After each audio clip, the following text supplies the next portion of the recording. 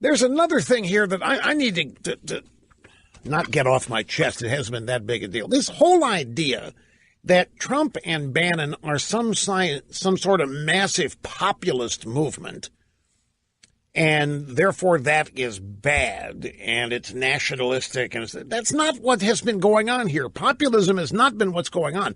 This is sour grapes losers using this term to describe it. Now, maybe Bannon, some of his people picked it up and ran with it, because if that's what people thought it was, then fine, we'll give them what they think we're doing. But really, this, you'd have to look far and wide to find a more conservative administration than this one. And you know when Trump gets in the least trouble is when he does conservative things. The more conservatism in Trump's agenda, the more popular he becomes, the more support he ends up having, and the greater success he enjoys in implementing his agenda. You know, look at the first Obamacare repeal and replace. There was nothing conservative about that.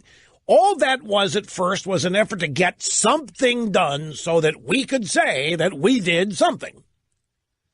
And we're going to call it repeal and replace Obamacare, but it didn't do either. It's a good thing it went down in flames because it didn't repeal and replace Obamacare.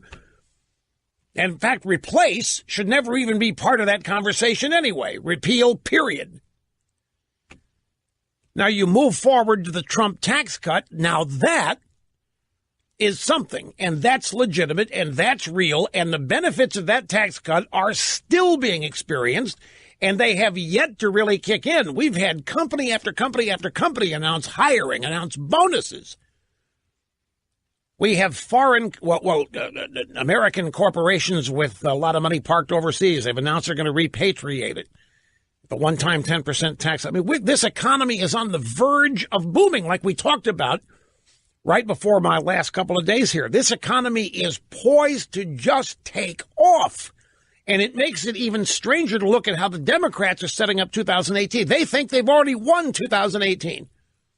They think it's over. They think they have succeeded in dredging up all this Trump hatred, Trump incompetence, Trump this, Trump that. And they believe that everybody hates Trump like they hate Trump, and they think it's widespread. They are ignoring the real things happening on the ground in terms of the economy that affect real people. We all remember CBS News when they went out and actually got visas to go into some Midwestern states where CBS normally doesn't go. And they wanted to find average, ordinary American families and apply the Trump tax cut to their income circumstances to prove that Trump's tax cut was not going to cut their taxes. In every instance, CBS found this family, that family, this family over there, their taxes indeed are going to be cut. And it quickly was discovered that over 80% of American taxpayers are going to experience a tax cut. Millions of Americans are already feeling the benefits, even though it has not been fully implemented, even though the withholding tables do not yet reflect more take-home pay. That's not going to happen until February. The effects of this tax cut on American business, on the American psyche, is already being felt.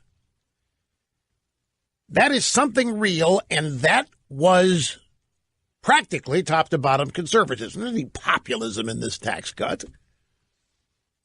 And in fact, if there were populism in this tax cut, there would not have been a reduction in corporate rates, because populism requires that corporations, big businesses, are the enemy.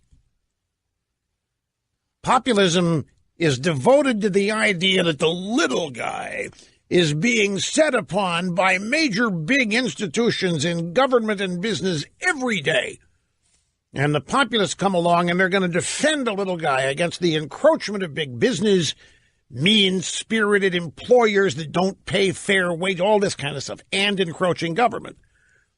Well, there isn't any populism in this tax cut because the biggest tax cut went to corporations. And that's going to prove beneficial. I actually saw a story when I was doing show prep today some leftist, I forget the website, I'll find it here in a minute. It doesn't really matter. I mean, they're one and the same. Now claiming that the U.S. economy from last year didn't grow nearly as widely, strongly, bigly as other economies around the world. That all this talk about Trump's great economy is a bunch of hoo-ha. No, that's the hoo-ha. There wasn't any economic growth in the 8 years of Barack Obama. There was very little economic growth in the last 2 to 3 years of George W. Bush.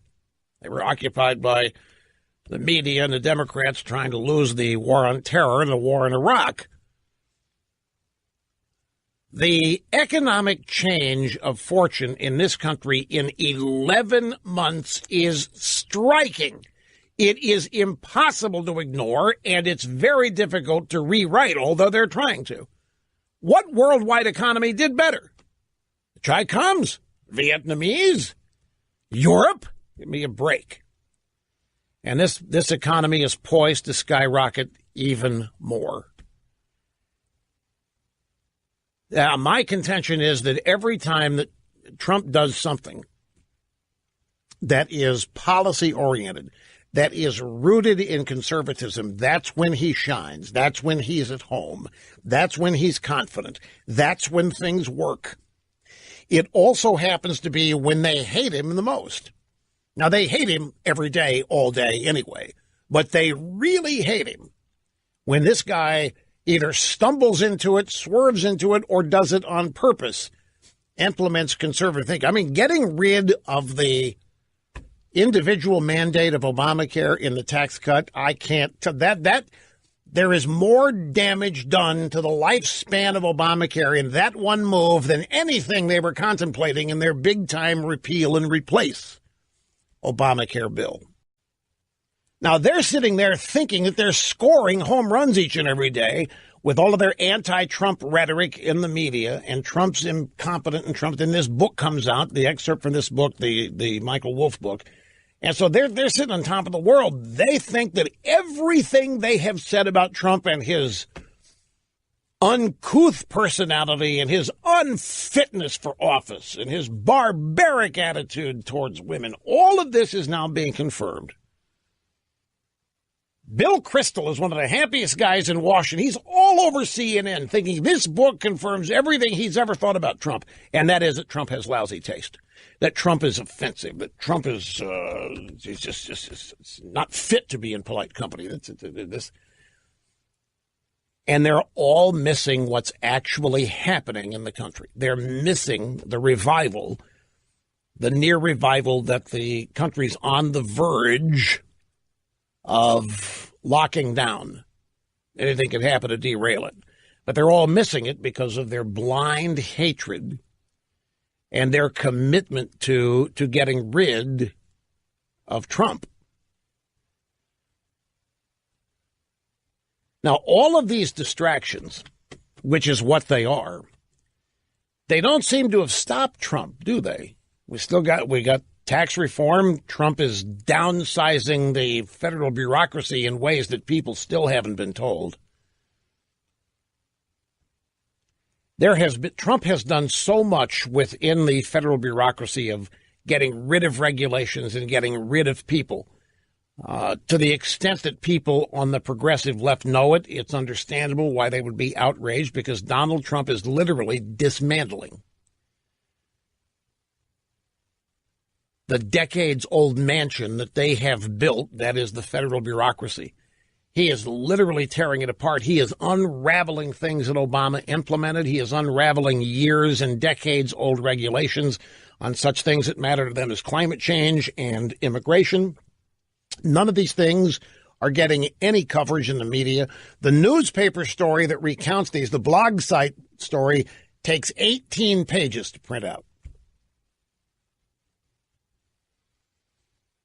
So there is all kinds of substantive stuff happening, much of it not being reported, and pretty much all of it, if you had to tag it ideologically, pretty much all of it is far more conservative than populist, and certainly far more conservative than moderate or liberal.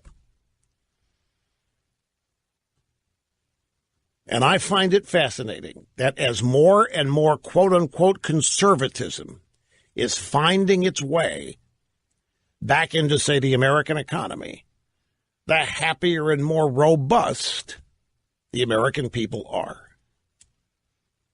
And remember, we're just in the first stages of the uptick this year. Of course, anything that we can't foresee could happen, but as things sit now, this year is set to take off economically. Quick time out. We'll be back to the phones after this, so don't go away.